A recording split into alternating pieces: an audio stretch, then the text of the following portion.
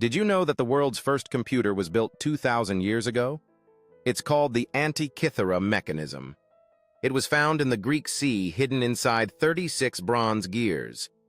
This machine could even calculate the sun, moon, and eclipses, just like a modern computer.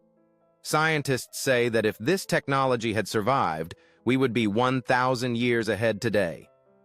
Imagine people developing such advanced technology 2,000 years ago. Do you think this was the work of humans or some lost civilization? Let us know in the comments. Follow. The future is AI.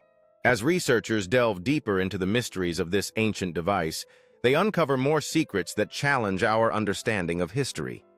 The coastline of Greece holds stories untold, and every wave crashes with whispers of advanced minds from a bygone era. In laboratories around the world, experts are piecing together the legacy left behind by the creators of the Antikythera Mechanism, reigniting debates about human ingenuity versus lost civilizations. What could we achieve if we tapped into this ancient wisdom? Join us as we explore the impact of this discovery on our modern technological landscape.